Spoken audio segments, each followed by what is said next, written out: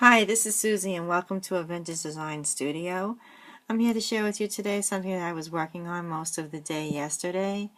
I wanted to make a Prima doll project, so I took an image that I got off of the internet and enlarged it to about 10 inches in size, cut it out, colored it with colored pencils, and I'll show you the rest. It's very large. It's on a 12-inch piece of cardstock that's black and white from K & Company, and it's backed by a piece of cardstock and the chipboard to make it stiff and stand upright. I used colored pencils in different shades for the hair and the skin tone and the dress and the shoes. And when it was done, I did an overlay of ultra thick embossing powder, which gave it a really nice sheen. And I love the way that came out. And because it was printed off on printer paper, it was very thin and flimsy.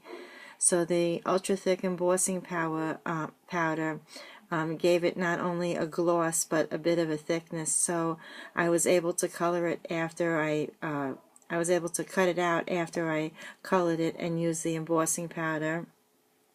And then I put it behind a piece of cardstock just to give it some strength for when I have to glue it down to the fabric and the chipboard, which I did that as well. And gluing it down, I used the Fabri-Tac.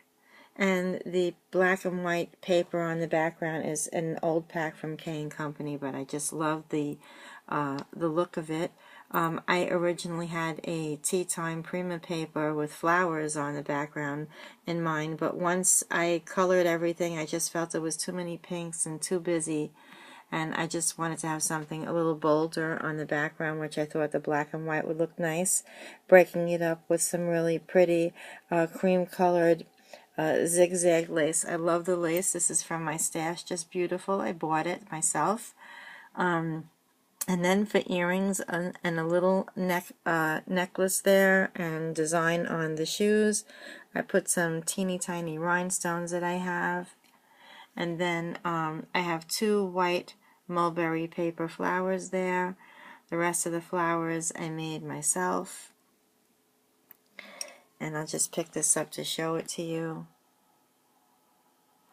And then down here I have a few more roses that I made.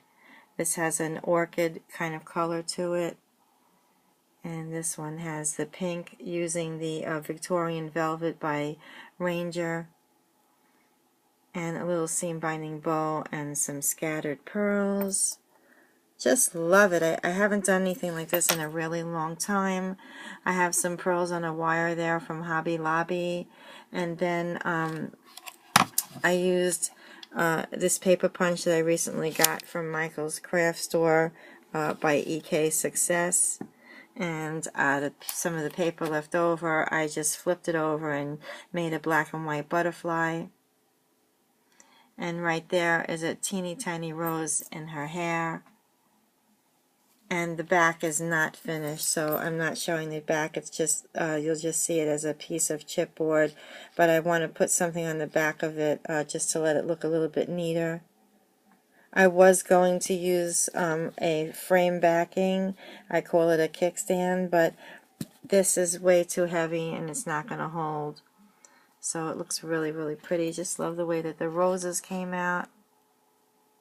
I have a tendency of getting too close and I don't want to do that here. Just beautiful.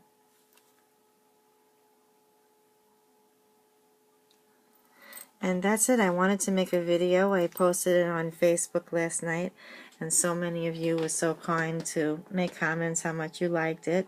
And I figured let me do the video now because it's Saturday morning and I have to get my day started, so I thought that I'd go ahead and share it with you right now. This is the 4th video because my file was too full and it wouldn't take. So, oh yeah, and also the leaves that you see here are from David Tutera, the Sizzix dies. Very pretty. It comes 3 on a vine, and I like those. I've used those with some arrangements in the past couple of weeks. Very pretty. And I wound up putting some pressure on those using some flower tools and some ink dyes just to give it a little bit of texture. Really pretty. And there's a purple feather behind there. I'm trying not to forget anything that I used. And that was just to like work with the purples in the dress, which I really like, the purples and the pinks, and the way it stood out behind the black and white, and how the cream color lace kind of broke it up just a little bit, and how the dress stands out with the hair color. She's just so pretty. I love it. Okay, folks, thanks a lot for tuning in today. Have a wonderful weekend, and I'll see you again. Bye.